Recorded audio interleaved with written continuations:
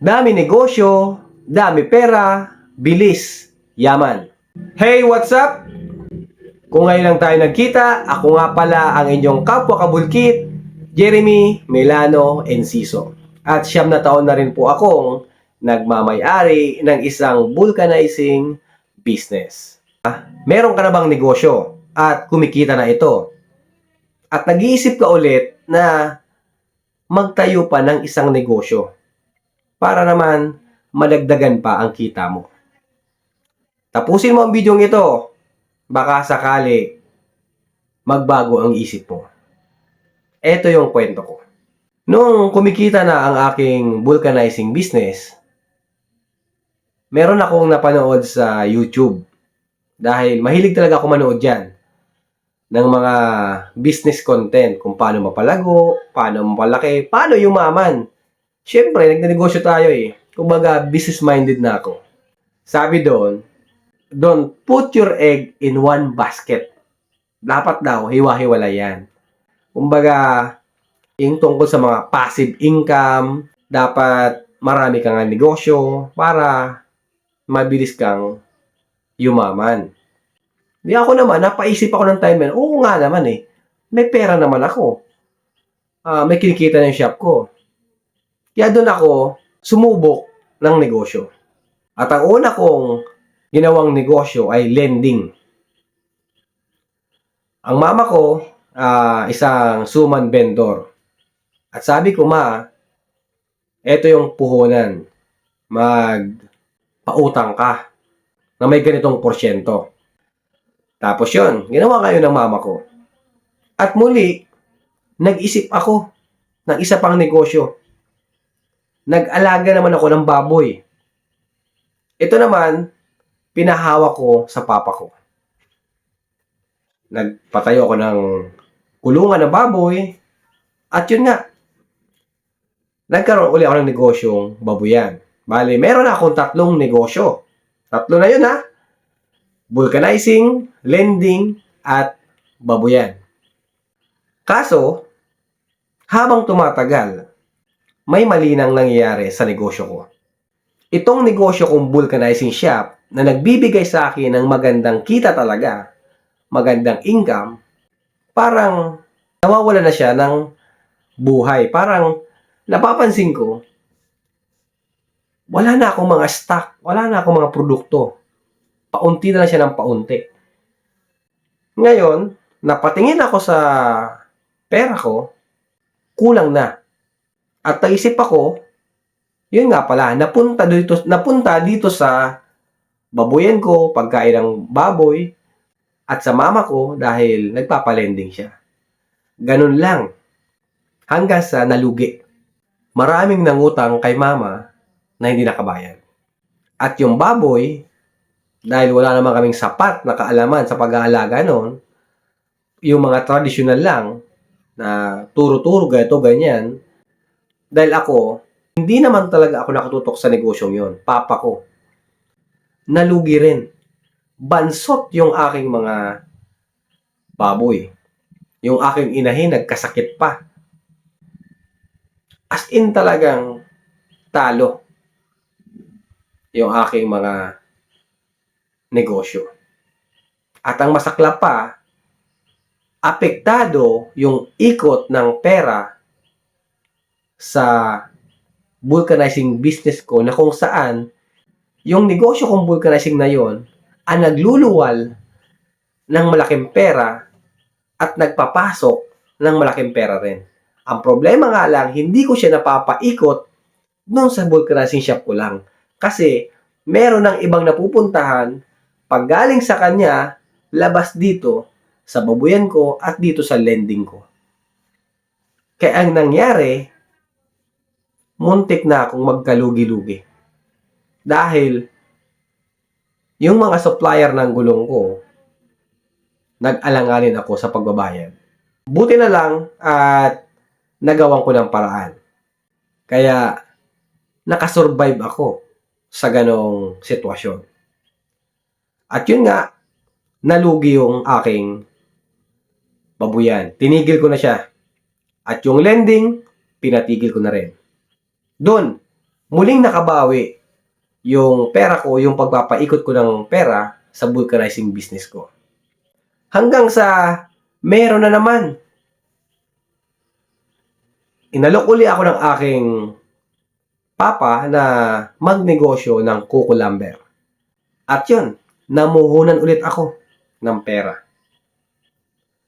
At talagang sa di ko maintindihan, ganun pa rin, nalugi pa rin yung Coco Lumber. Siyempre, yung tatay ko, malakas sumabong. Doon na pupunta yung pinuhunan ko. Sa halip na mapaikot niya doon sa Coco Lumber, napaikot niya sa sabungan. Kasi wala akong kontrol sa negosyong yon. Ganon ang nangyari. Pero hindi pa rin ako nadala. Nagnegosyo ulit ako ng baboy. Ito naman, native o yung black pigs. Dito ko na naman dinala yung perang kinikita ko sa vulcanizing business ko. Nagpatayo ako ng babuyan sa bundok, ng malaking bakod, at kulungan din nila. Ganon. Ang problema naman, nabarangay ako doon. Nabarangay ako doon dahil pinagbibira niya. Pag nakatakas siya na doon sa ginawa kong kulungan, pupuntahan nila yung isang taniman ng mais, kamote, o basta yun, nakalisgrasya ako doon at nabarangay pa ako. At ang matindi pa, hindi mabili-bili yung black pigs dahil may kamahalan talaga siya. Hindi sanay ang mga tao sa presyuhan ng black pigs. Kaya, ganun pa rin nangyari. Itinigil ko yon, lugi pa rin. At sumunod nun, nagnegosyo naman ako, pato, pabo, manok, at kambing. Ganun pa rin. Pinagnanakaw yung aking mga alaga. Dahil doon sa pinaglagyan ko ng aking mga alagain, walang tao. Kasi umuwi lang ako doon, Sabado ng hapon, para bisitahin, magpakain. At minsan sila mama. Ang problema, yung aking napagtayuan ng aking manukan, ng mga alaga kong hayop, walang kapitbahay. Yun pala, ginagawa ng pulutan ng mga, siyempre, mga taga-ron din. Alam mo, magdayo yung mga taga-malayo. Kaya yun, tinigil ko, nalugi pa rin. Kasi lugi talaga. Wala nangyari at nasayang lang yung mga manok ko na nawala, pinagnanakaw. At na-realize ko, kaya pala lugi lahat ng mga negosyong pinundar ko dahil isa sa dahilan, wala akong control at wala akong focus doon. Wala akong tamang management, kaya nalugi yun. Hindi ko pinagplanuhan ng maigi. At ang isa pa, hindi ko talaga siya core gift o wala talaga akong alam. Ang gusto ko lang, simulan ng simulan yung mga negosyong yun. Yung mga pinapa-manage ko sa iba na negosyo.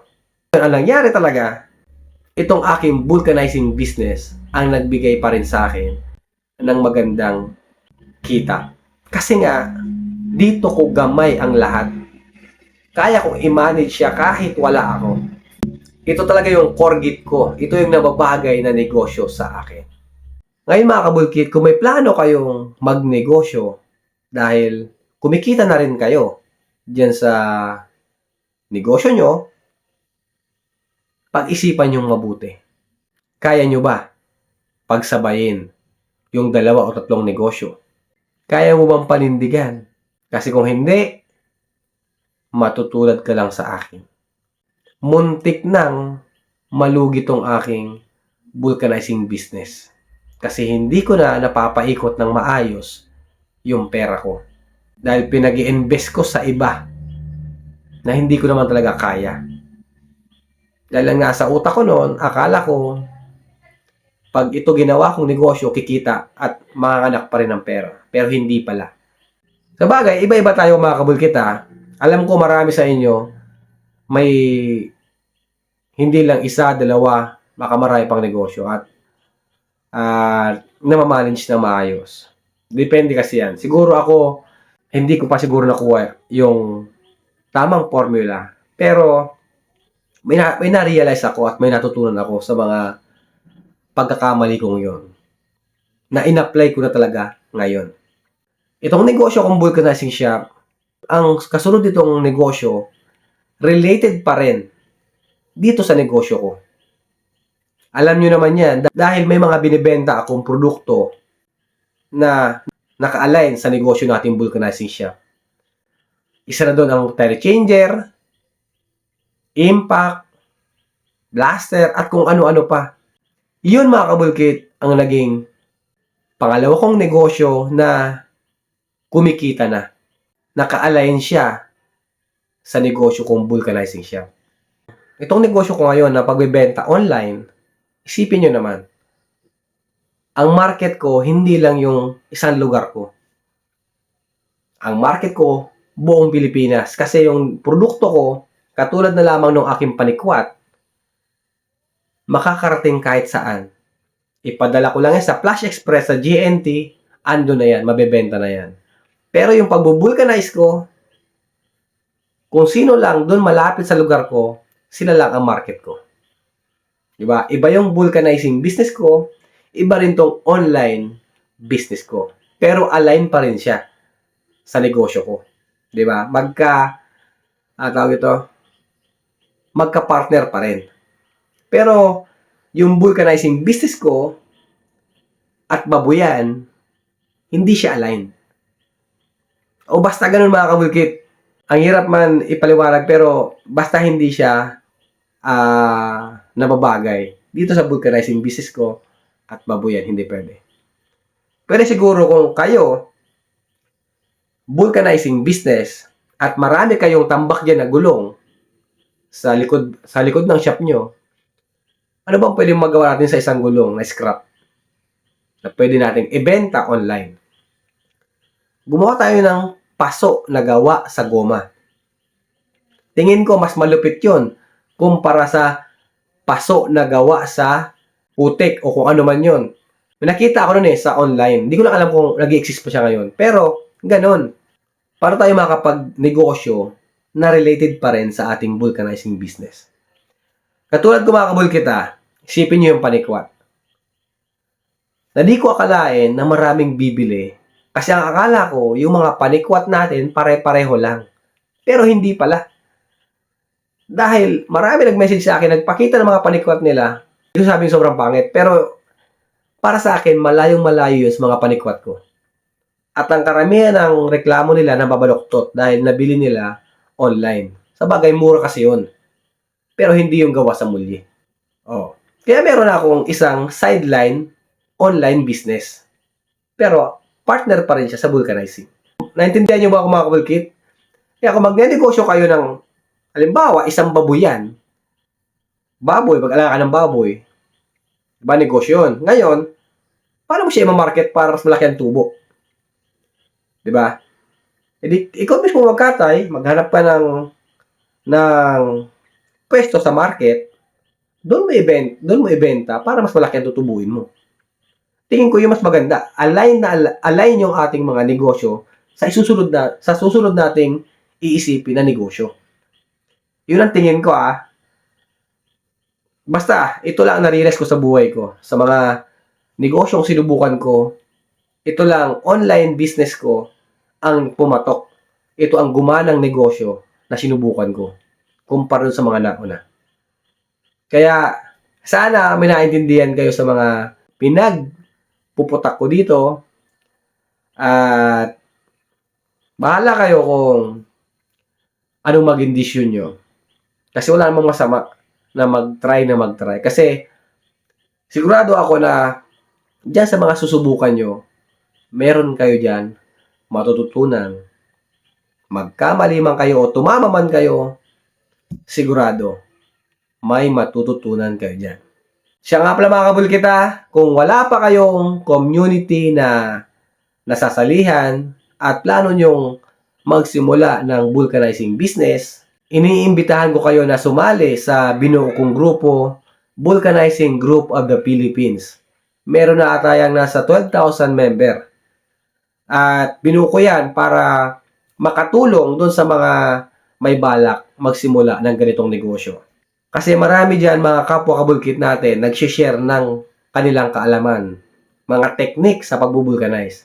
Katulad nito, sinishare ko to sa inyo kasi gusto kong makatulong sa inyo. Kasi naniniwala ako mga kabulkit na kapag tayong mga kapwa kabulkit, vulcanizer, tireman, nagbuklod-buklod sa isang community at nagbibigayan ng kaalaman, maiiwasan natin ang posibleng pagkalugi ng ating mga negosyo.